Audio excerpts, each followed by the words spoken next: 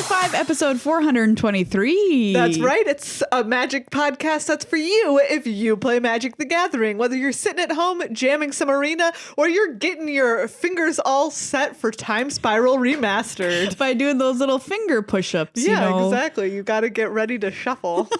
I'm one of your hosts, Maria. I'm another one of your hosts, Megan. And on today's show, we're going to be talking about a lot of cool, fun stuff that's upcoming in the future of Magic. That's right. There's been a whole bunch of new information introduced. And while usually we only cover that on our news show, The Upkeep, which is always every Monday, 10 minutes or less, all of the news you need, we thought that all of this news needed some more discussion. There's a lot of big news, yes, including the restructuring of Hasbro to make Wizards of the Coast digital publishing like its own new division in Hasbro, the adding of Universes Beyond with special sets, including Lord of the Rings, Warhammer 40K. We'll talk about that.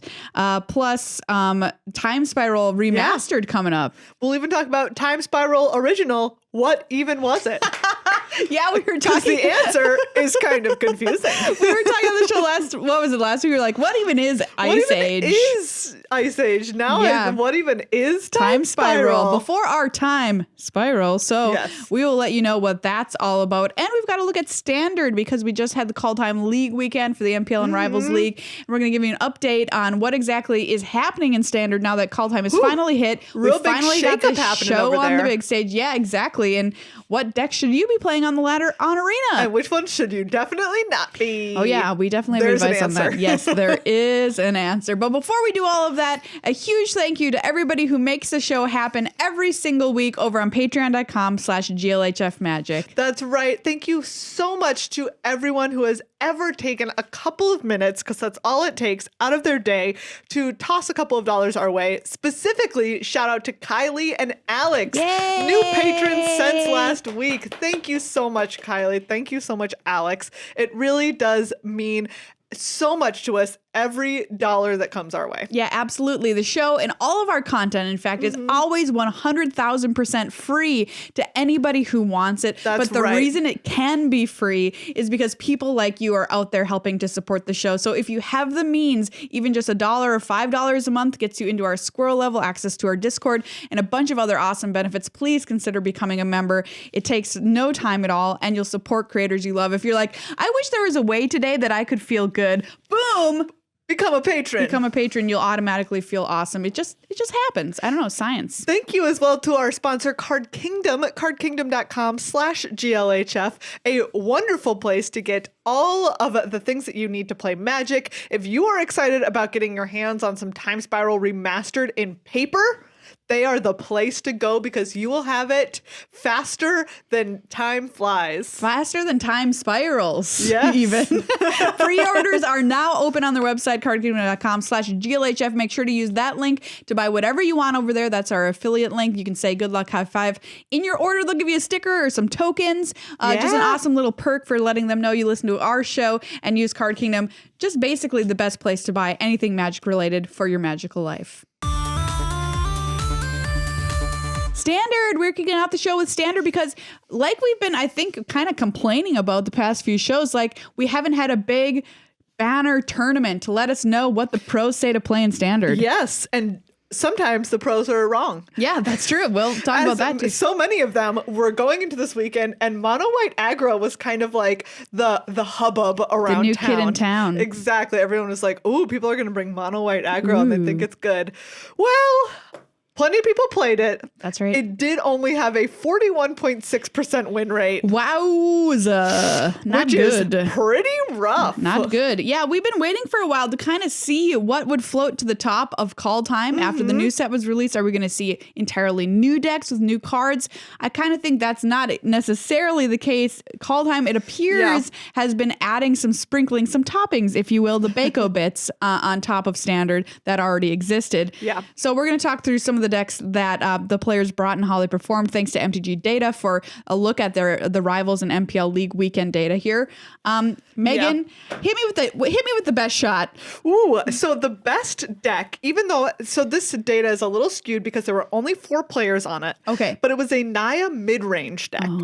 So a bunch of players brought Naya Fury, Yes. which is a Naya deck that, in addition to having Showdown of the Skalds, has Goldspan Dragon, Unleash Fury, and Kazul's Fury for this kind of like wild combo that you can do, right? Because if you target Goldspan Dragon with Unleash Fury, you just get that treasure back. Yes. And you can also, so you can like hit them for 8. You can Kazul's Fury and like fling your creature at them. Right to the face. Exactly. One to deal shot the 'em. rest of the damage. Showdown of the Skalds putting +1/+1 counters on things as you're doing this only makes it like more potent. Yes, absolutely. So it kind of has this combo feel. And that was what a lot of Naya players were on. And Right. that deck did do solidly. Yep. 53% Okay. win rate. Yeah, not bad. But the Naya mid-range deck was kind of like, hey, we're still going to use Showdown of the Skalds because That card's dumb. draw 4 cards, Yeah. put counters on things, but we're going to forego Goldspan. We're going to forego like this combo thing. And that deck, like 66.7% win rate is just exceptionally high. Really good. Maybe there were some excellent players on it. We had Reed Duke, Ely Cassis. They both were rising to the top of their respective leagues with this deck. So if you're looking for Naya, it looks like maybe not having that combo could be the way to go and just be, seriously, a little bit more linear. Just cut it out. Cut out the fat. We don't need to do tricksy stuff. Looking at Reed's list, I was kind of like, what is, this is Jund. It's just boring. It's just boring. It's just boring cards. Sorry, Jund players. I called your deck boring. It's just boring You know what cards. I mean. It's just cards. It's just boring. Like, there's nothing wild going on. You're just Yeah. like, this is a lot of value, man. All right. So yeah, a really straightforward, honest to goodness Magic deck. Yeah. Naya midrange. But after that, the next most successful deck was Teamer Adventures, 64.8. And I really enjoyed this deck because it's Yes, playing you Alrund's did. Epiphany. You get to take all the turns You of just this take deck. turns. Make some burbs, take some turns. Burbs and turns. This Yeah. should be called Teamer Turns. I said it on the show and I'll say it Yeah. right now. I feel like people just have like such a visceral reaction to turns turns. still after Nexus of Fate. I mean, like, we finally got ourselves out of the Nexus of Fate hole, and here we are once again with Alrund's Epiphany. yes, but Alrund's Epiphany does exile itself, so you can't just keep doing it. Thank God. So, but that deck also doing very well. Yeah, absolutely. And I think that's like a little surprising to me, but again, it's just like some good cards. Just some good cards. Some good cards. And then you take some extra turns. Yeah. Maria, there was a deck that did abysmally. Yeah. Abysmal. I don't think I've ever performance. seen a win rate this bad. This is the lowest of the low, and I am surprised by it because Yeah. I ran into it a bunch on the ladder. People are playing this deck. It's Yes. a thing. Pros brought it, obviously, thought it would be good. Mono red aggro, Mono red.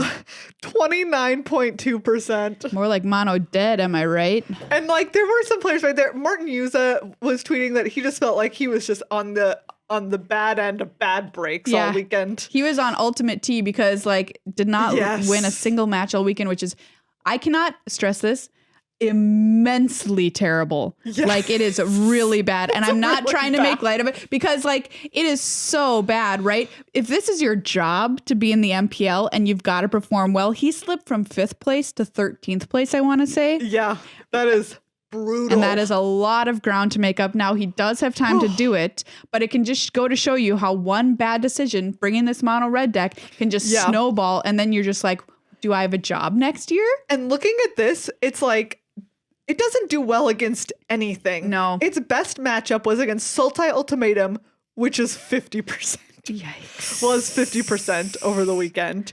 And this is what I felt, in the VML a couple of weeks ago, Chantel got me with mono red. Yeah. It was great. Well, obviously, it's a deck that can get you. That's its whole thing. But the thing is that since that happened, I have been playing against it a lot also. Yeah.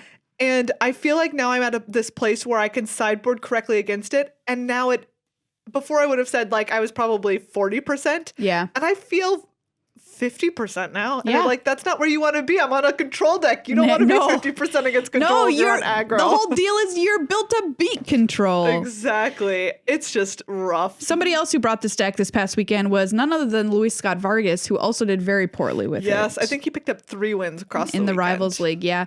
So mono red. Just not where you want to great. be. And like, oh man, I'm sorry if you like mono red right now. Like, I'm sorry that it's not looking great for you. You know, and this was the thing, like, normally aggressive decks at the start of a format, I'm going to put that in quotes because Kaldheim didn't really shake it up that much.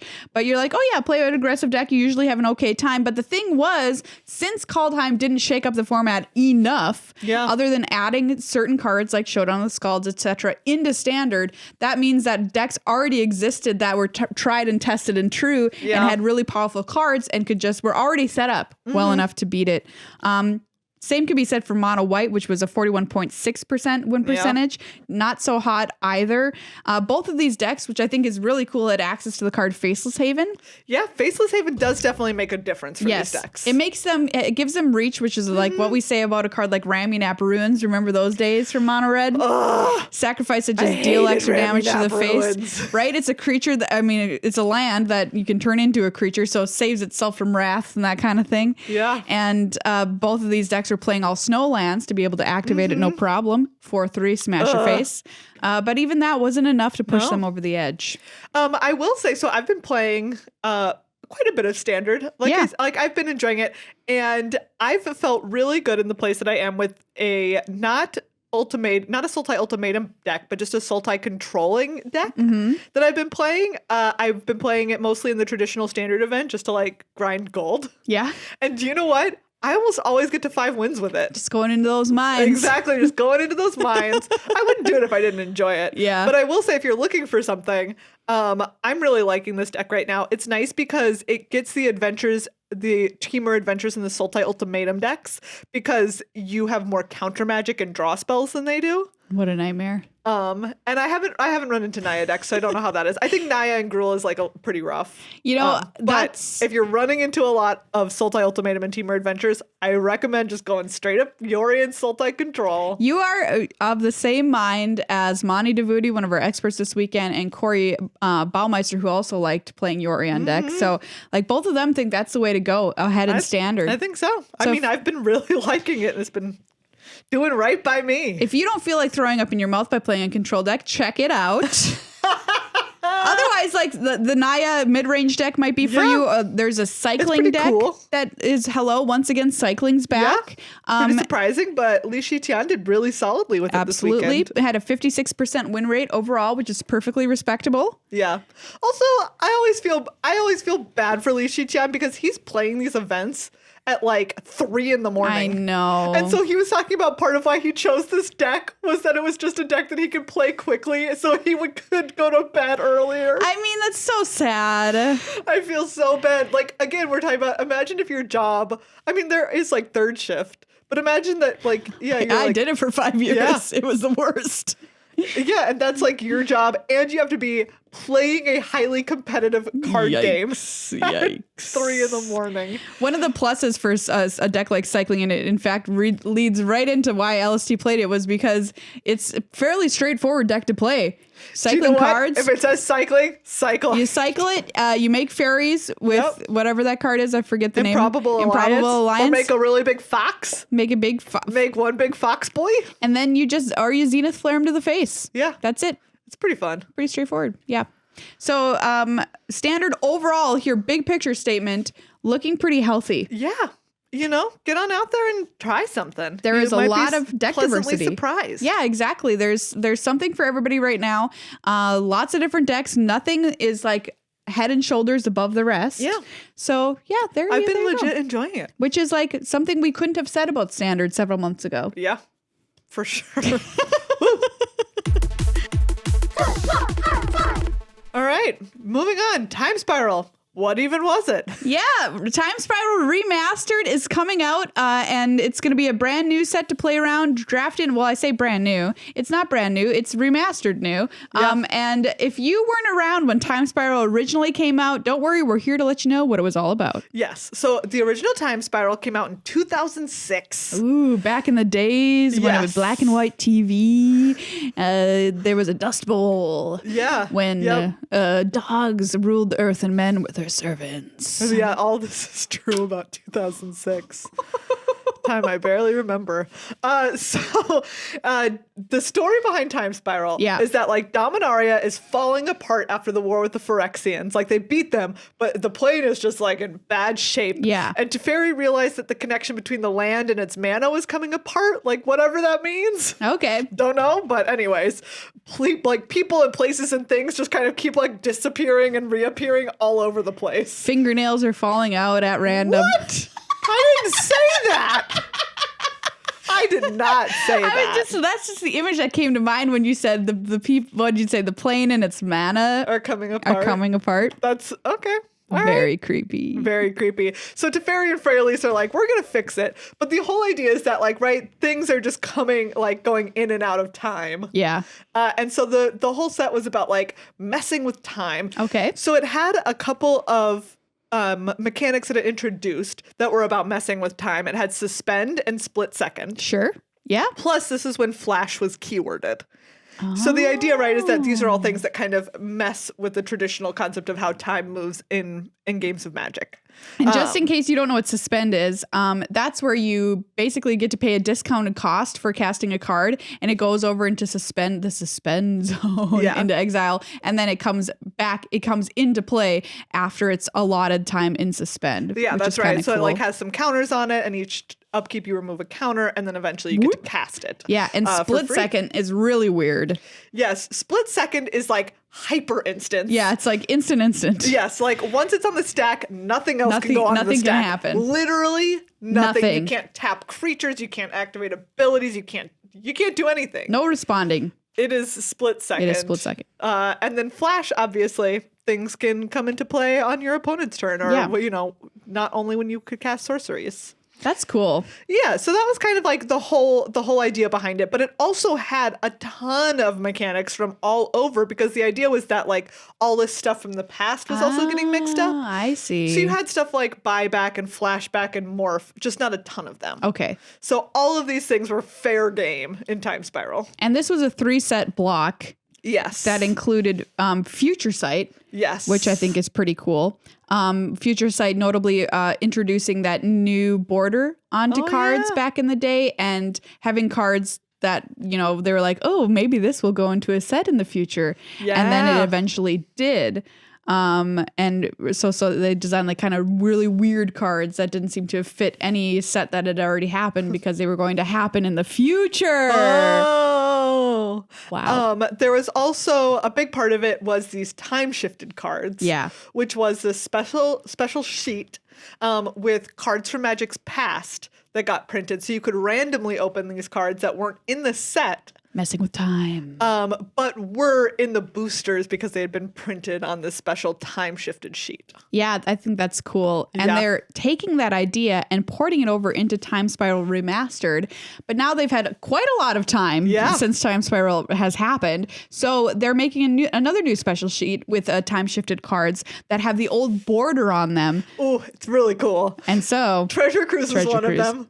Oh, I love Treasure Cruise. Treasure Cruise is back with the old border. Yeah. It looks great. Oh, it looks really cool. It's ready to go to really prom good. In this border. In this old border. Yeah. Read the Bones, a card that we previewed on the Upkeep yesterday. We had 4 preview cards. Check out the Upkeep if you want to see them. Also, looks like it was made for that old border. Oh, like, it's it just gorgeous. looks great in it. It looks like that's how it was. Yes, absolutely. You get SRAM Senior Edificer, one of my favorite cards of all time, with the old border. It's a really cool implementation of this idea. So if you're like, what is happening here? That's where it came from. It's from this like original idea from the original Time Spiral. So if you open a booster pack of Time Spiral Remastered, you'll get one card from this time shifted sheet. So it just boop, comes right into your booster pack. So you might even open something like a Muldrifter with the old border. Oh, sick. Which Marshall is already dreaming about, no doubt. But yeah, super cool. So Maria, tell us about the remastered version of Time Spiral. Okay, so yeah, this idea came up at Wizards. Like they wanted a way to draft old sets, but with kind of a new feeling behind them, like new design philosophy, because a lot has been learned since 2006 about how to make a good draft set. Hopefully, in 14 years of learning, you could improve upon the 2006 draft format. Yeah, so they're like, well, okay, what do we have to do to be able to make Time Spiral a better draft experience than it was back then? And what they did is they sat down, they looked at all the cards, and then they started to cull. They were like, this does not fit. This doesn't make any sense. This is really bad in draft. Why did we ever print that? Or whatever. And they just got rid of it. All the stuff that they didn't need, including stuff that didn't really support draft themes of certain colors. So like this is really kind of outside of the theme because they didn't really think about stuff like that back then. So they ended up with 289 cards in Time Spiral Remastered. By the way, the key, the secret code name of this set back in the day was Project Cupcake, which I think is great. Oh gosh, I want a cupcake. Project Cupcake. I need to be a part of Project Cupcake, by which I just mean getting a cupcake and eating it. I'd like to one order for Project Cupcake, please. Yes. Destination my mouth. So called Project Cupcake, which I think is really cute. Something else kind of cool about Time Spiral was all the slivers that were in it back in the day. It was a sliver set. And most Magic players fans of slivers because they're so cool. Yeah. They ended up taking that out of all of the colors and just leaving it in red, green, and white. So there's going to be 25 slivers in this set, which is really neat. Yeah. Plus, we talked about that time shifted page that'll be meaning one card per booster. It comes up with that time shifted sheet cards. Yeah. Which will be really neat. I wanted to talk about going back to old Time Spiral, original Time Spiral. OG. Which is when I get older, I'm going to make people call me original and not old. Do you have an original discount? Yeah, exactly. I'm an original. Yeah. Anyway, so there were the Magi, like one of the biggest ones is let's see, like Magus of the Disc, 2 white. It comes into play tapped.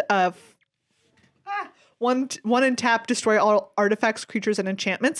So this is calling back to Nevinyrral's disc. Oh yeah. There was Magus of the Jar, which is calling back to Memory Jar. Sure. So these are some ways that they incorporated like older cards that had been very powerful. Memory Jar specifically, right? Like make it a creature and like you've made it way less problematic than the original Memory Jar.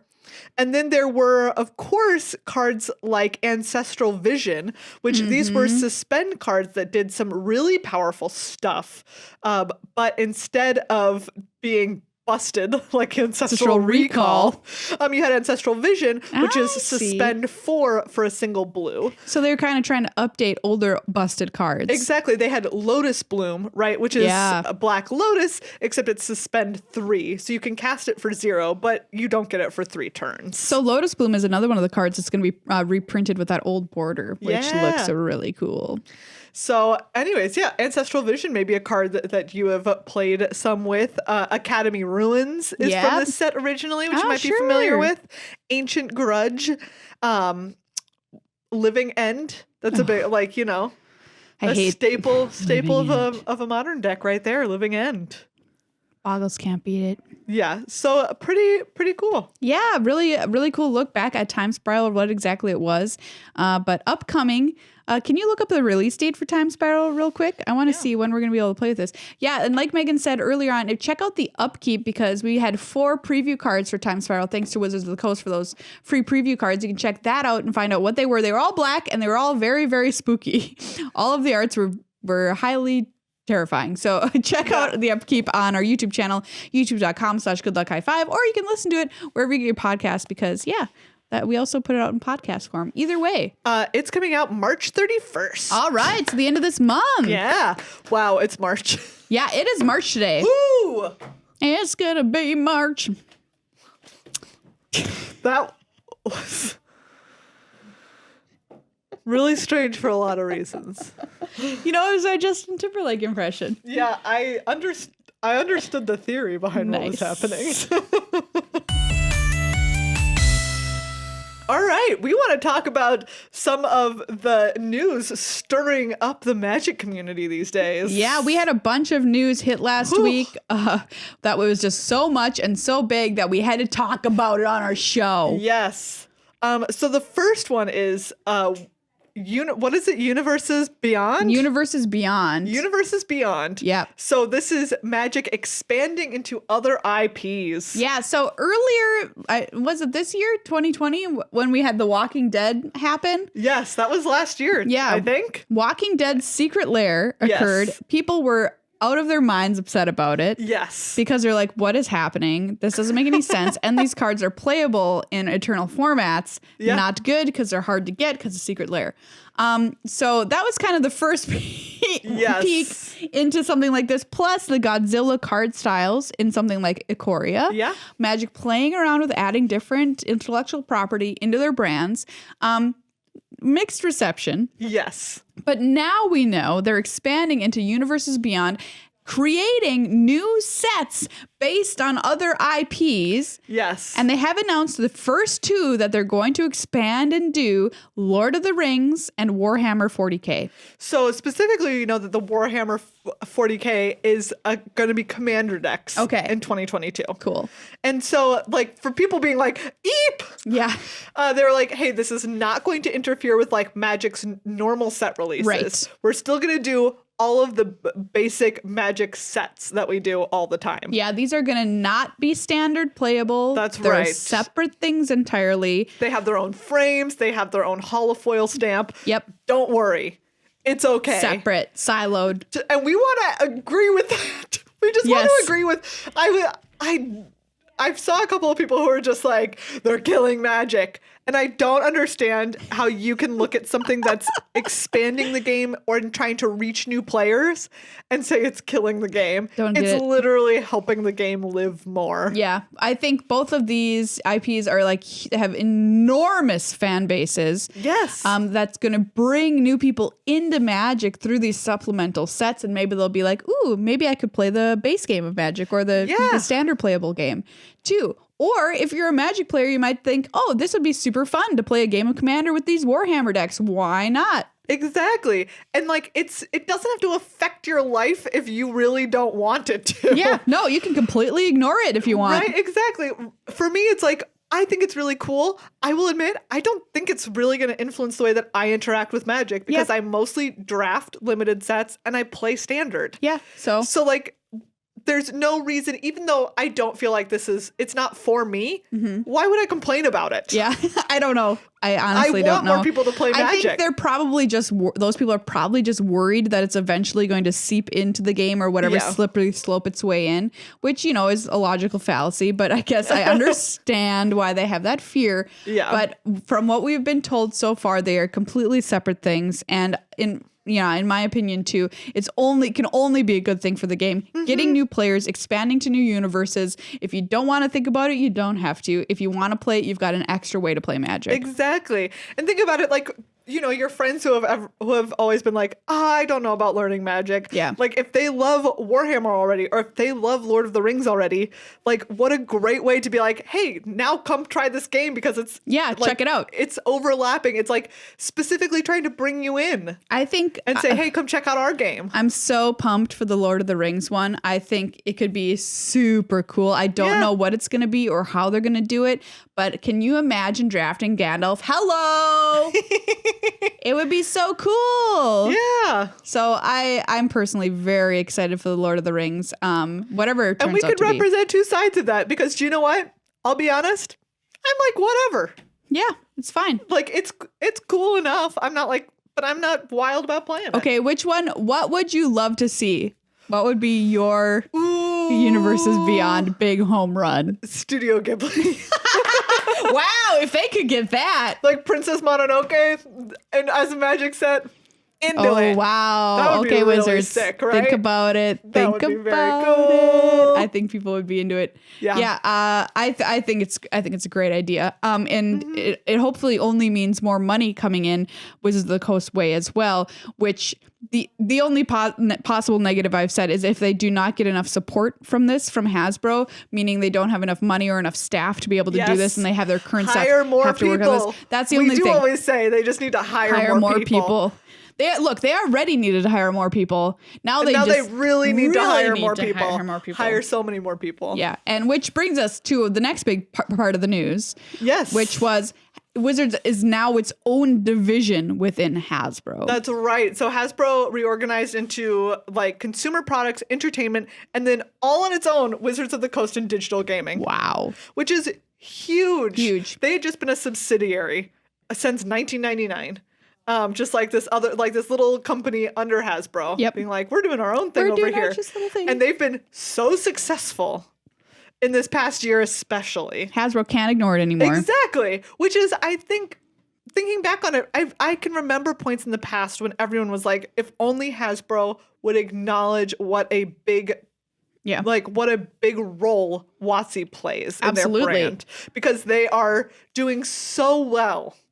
And not all of Hasbro is. Yeah. Unfortunately, Monopoly is.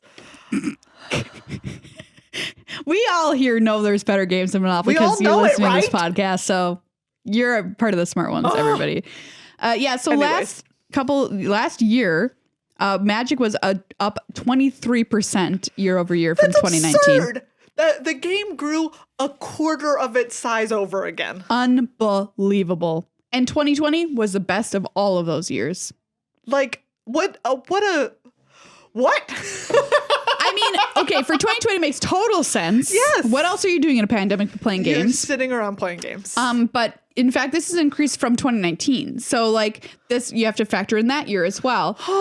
So huge. Wild. Huge. And D&D increased 33%. Oh my goodness. Which is unheard of. So now they get to be their own thing. And this is hugely exciting if you're fans of Wizards of the Coast and Magic, because what it should mean is they get so much more support from their parent company. Yes. They get more money. They get more people. They get more people caring about it. Hire more people.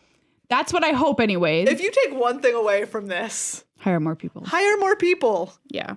I think that's been our one, like if we could yell one thing into the skies and have it be heard. Hire more people. Hire more people. Yeah, and I think a lot of the problems that fans have sometimes with the game, with the development, with, even broadcasts of the whatever related to the game is because people make the joke, small indie company. Well, Wizards is pretty small, all things considered. In terms of number of people within its walls. Yes. So what can we do to fix that? Give them more money, give them more people. Put more people in it. Yeah.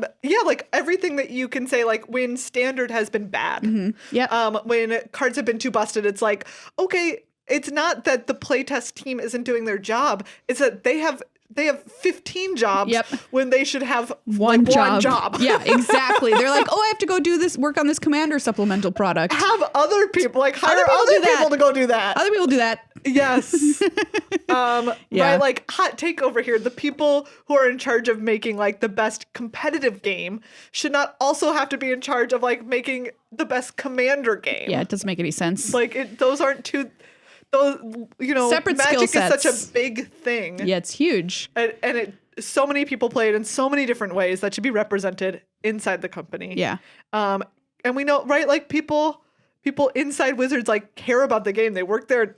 They work there because they care about the game and they want it to be good. Because they love it so much that they want to think about it literally every moment of my life, which we know people who work there, that is what they do. They think about it all the time. Constantly. All the time. They're sleeping and they're thinking about Magic. They're playing around, they're thinking about Magic. They're working, they're thinking about Magic. So it's not their fault. Yes.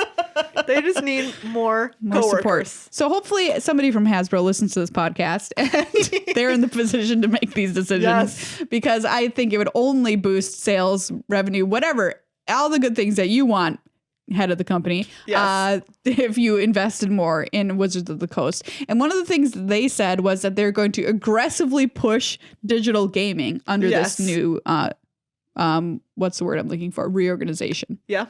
So we'll see what happens. I will say right now, when you go to Wizards of the Coast's new landing page, yeah, they got a redesign. yes, it shows Magic being played on a phone. Yeah, because they also announced when it's coming to iOS in this investor call too. Oh, I can't remember off the top of my head, but it's it's soon. It's like this year. So that'll be us, Megan. That'll be us playing on our iPhones. Oh my goodness. Doop, doop, doop, doop, doop, doop. I don't know if I have the can I focus on my phone that much? I don't know. I saw somebody tweet out like, I just hit Mythic playing from bed on my phone. What is this world? Wow. Yeah. Wild, man. I know. Wild. Very, very exciting. Yeah. The other piece of news. We touched on this in the upkeep again, but we just want to take a moment to talk about drama. Okay. Oh, wow. Look, I'm a drama major. Maria knows drama. I know drama. Which sounds like the title of your Disney Channel original show. Maria knows drama. But yeah, there is Wizards of the Coast official esports Twitter tweeted out a joke the other day. That was just, why are Tron players the way they are? Which is objectively funny. It is a funny joke. It is a funny joke. Oh yeah, we're also professional comedians, so there you go. That's our professional opinion. Listen, as a Control player, part of what I love about playing Control is all of the hate that people throw your way.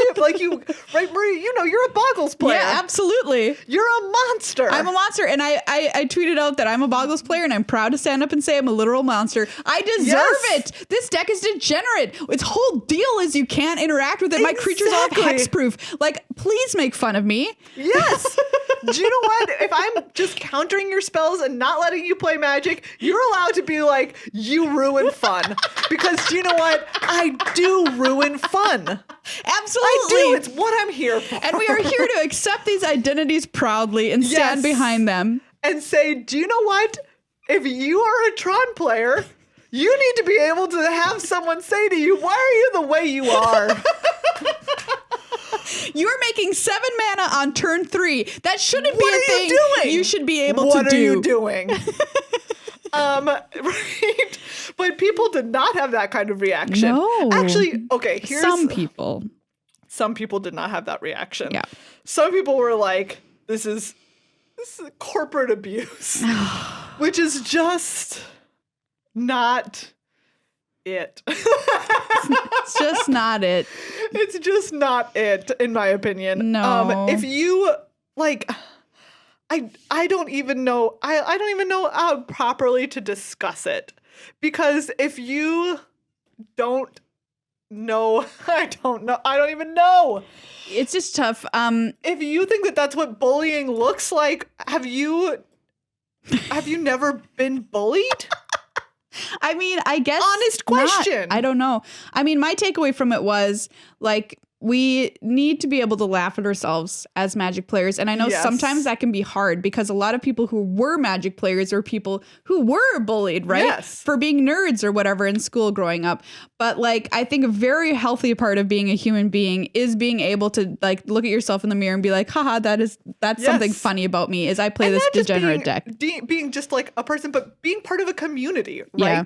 It's like a way of, and this is what I was like, for me, that tweet and dialogue like that is such an integral part of members of a community,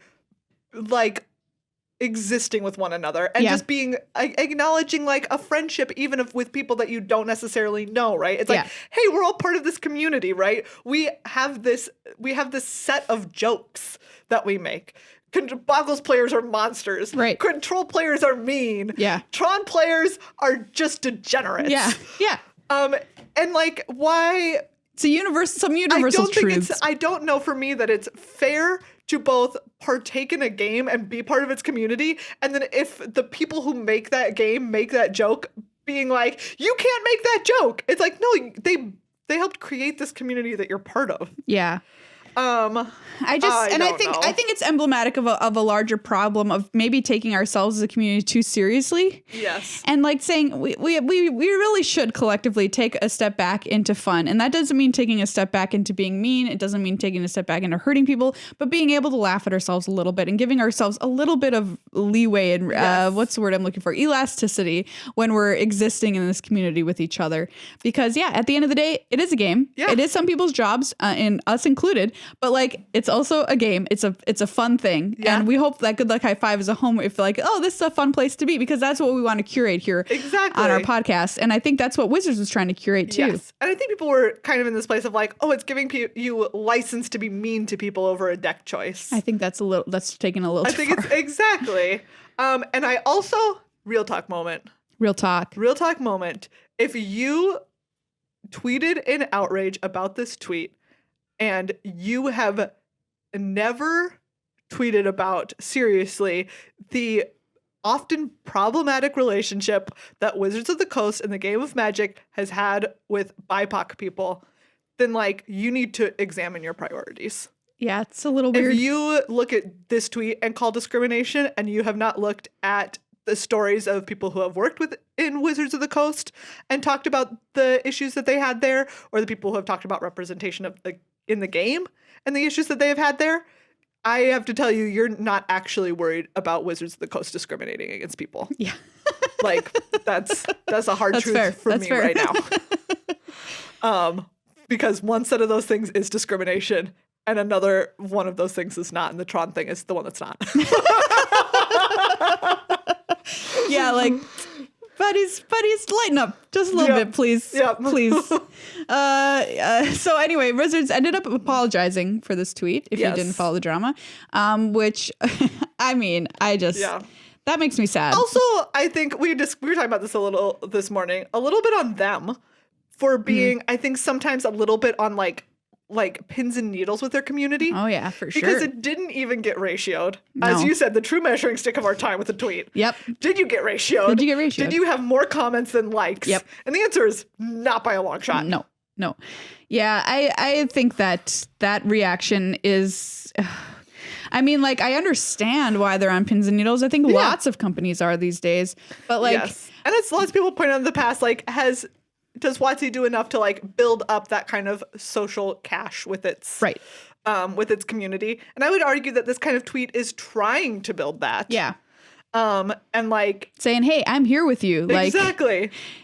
We created a busted set of lands back in the day. We did and there are people who abuse that. Yeah. Some people are like, oh, maybe it's a little too, hey, fellow kids. I don't think so. I think it was a good joke. Yeah. But like I also just want to call out that the person making those tweets is oftentimes younger than the people making "Hey fellow kids" tweets at it. Yeah, that is true. It's wildly true. And also the person who made that tweet is a Tron player. Yeah. If you can look at a tweet and be like, I think that a Tron player tweeted this, then like, what are you mad about? Anyways. Know. I don't know. So this is This is a larger diatribe on, I think that like, let's check ourselves as a community. I don't think people listening to the show are the offenders of this. Ourselves. But like, let's check ourselves before we wreck ourselves here, right? Like, we are not going to get nice things if we keep being like, just dragging Wizards for making a perfectly good faith joke that was light and that was within the community. Like, yeah. Anyway, so like, just generally, that's what I want the takeaway to be here. You know, like let's have fun with our game. Be kind. Be kind. And I don't think that joke was outside of the realm of being kind. No. Like again, for me, it felt like it's a kind joke of just being like, we all know this, right? Like we all play this game. We all do dumb things. Yeah. So you know, that's our soapbox moment for this episode.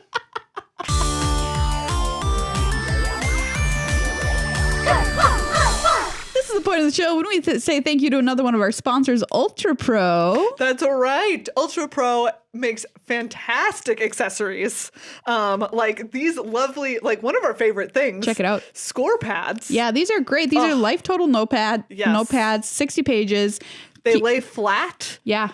They're like color, like the lines go in alternating colors, right? They kind of have like that like ledger feel. Yeah. So it's really it's nice and like clean to look at. These are going to be the number one thing you want in your bag when you're going to the GP, other than your deck, of course. Back when we can do that again. They're fantastic. I always have one. They're like nice and like slim to fit in your bag. Yep.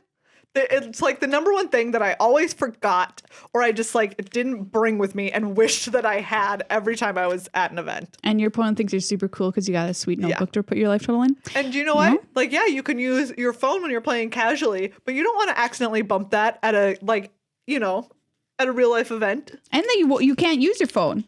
At a real life event, that's right, you can't. And you can keep track of your matches, what decks you played against, so you can like keep track of like, oh, maybe I should think about this about my sideboard. And there's a bunch of different arts you can get as well. So this is a beautiful little owl here, but they have a brand new art from Kaldheim on these notebooks as well available. So they've got it all, man. Well, everybody, that's this episode of Good Luck High Five. That's right. Thank you so much for listening this week as we talked through Time Spiral and had some soapbox moments. Yeah, absolutely. I'm really excited for Magic's future because of this news about Hasbro, them doing so well over the past couple of years, becoming their own division, Universes Beyond. I'm just like, only good things can be coming for the game. I think so. That's how I feel. I'm excited. Yeah, super excited, super optimistic for the future.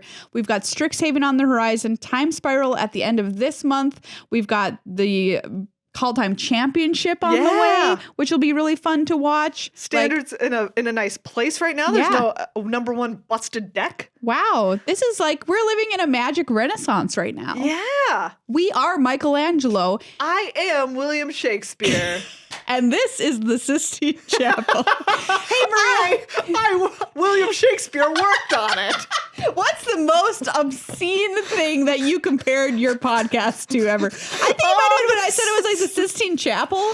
This has been Hamlet. Please check out our other podcast, The Upkeep, for all the Magic news, and patreon.com/GLHF Magic. If you want to become a supporter of the show, get a shout out on the next episode, and do something that'll make you feel good to support the creators you love. I got to go write an epic play now. That's right. Join us next week for the podcast equivalent of Romeo and Juliet.